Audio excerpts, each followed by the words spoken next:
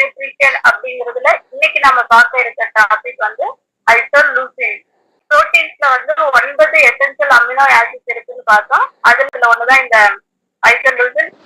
இது essential amino acid சொல்லுவாங்க, அப்படி இல்லைன்னா பிசிஏஏ அப்படின்னு சொல்றாங்க. பிசிஏஏ அப்படி என்னன்னா பிரான்ச்டு செயின் அமினோ ஆசிட் அப்படின்னு சொல்றோம்.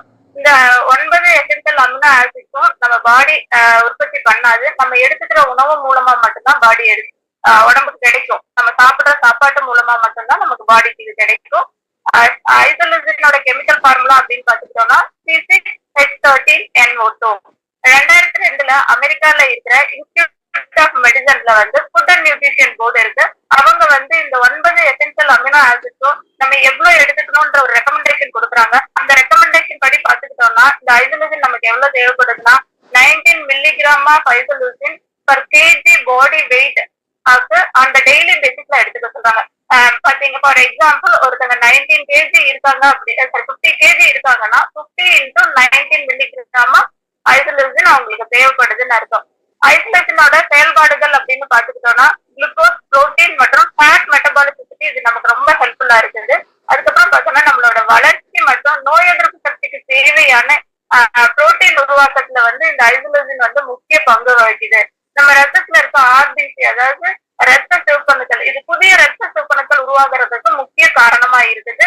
நம்ம பாடியில வந்து சுகர் லெவல்ல கண்ட்ரோல் பண்ணுது, நமக்கு ஒரு எனர்ஜி பூஸ்டா இருக்கு. அதுக்கப்புறம் பார்த்தோம்னா நம்மளோட எல்லா செயல்பாடுகளுக்குமே இந்த ஐசோலூசின் வந்து நமக்கு தேவைப்படுது.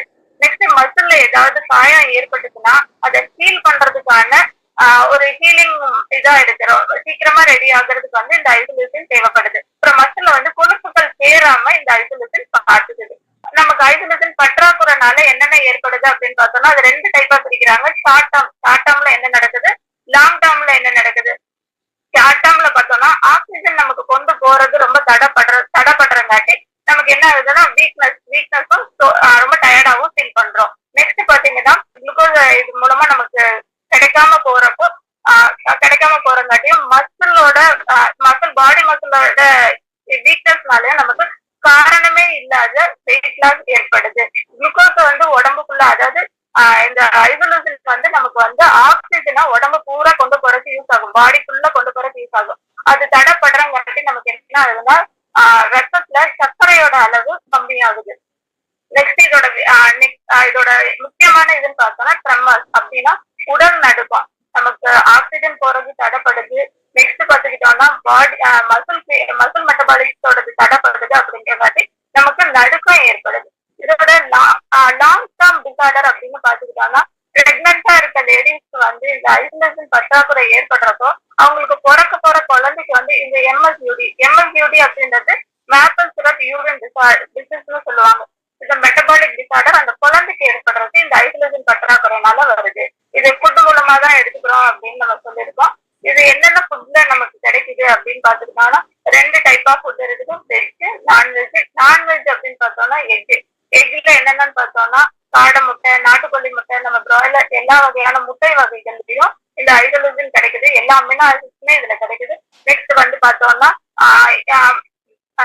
நான்வெஜ்ல வந்து இறைச்சிகள், அதாவது மீட் வெரைட்டில பார்த்தோம்னா சிக்கன், மட்டன், ஃபிஷ், இந்த மாதிரி எல்லா இறைச்சி வகையிலையும் நமக்கு இந்த ஐசோலூசின் கிடைக்குது. லாஸ்ட் வந்து பால் பொருட்கள்னு பார்த்தோம்னா பால், சீஸ், பன்னீர், இதுல எல்லாத்துலயுமே நமக்கு ஐசோலூசின் கிடைக்குது. நெக்ஸ்ட் வெஜ் வெரைட்டி அப்படின்னு பார்த்துட்டோம்னா வெஜிடபிள்ஸ் பார்த்தோம்னா நமக்கு வந்து பீன்ஸ், கீரை வகைகள்னு பார்த்தோம்னா கீரை, அதுல எல்லாம் கிடைக்குது. நெக்ஸ்ட் பருப்பு வகைகள்னா துவரம் பருப்பு, பாசி பருப்பு, உளுந்து பருப்பு, கருப்பு உளுந்து, இதுல எல்லாம் நமக்கு ரொம்ப அதிகமா இந்த ஐசோலூசின் கிடைக்குது. நெக்ஸ்ட் பார்த்தோம்னா பயிறு வகைகள்ல பச்சைப்பயிறு, தட்டம்பயிறு, முக்கியமா கிடைக்கிறது கோதுமையிலையும் சோயா பொருட்கள்லயுமே கிடைக்குது. பட்டாணியில இது அதிகமா கிடைக்குது. இந்த மாதிரி ஐசோலூசின்ல ஆல் எசென்சியல் அமினோ ஆசிட்ஸ் நம்ம வந்து டெய்லியுமே எடுத்துக்கணும். இது நம்ம பாடி கிரியேட் பண்ணாது. இப்ப டெய்லி எடுத்துக்கிறப்போ நமக்கு பற்றாக்குறை கிடைக்குது. ஏன்னா இது வந்து உடம்பு ஸ்டோர் பண்ணி வச்சுக்காது, நம்ம எடுத்துக்கிற ஃபுட் மூலமா தான் நமக்கு கிடைக்குது.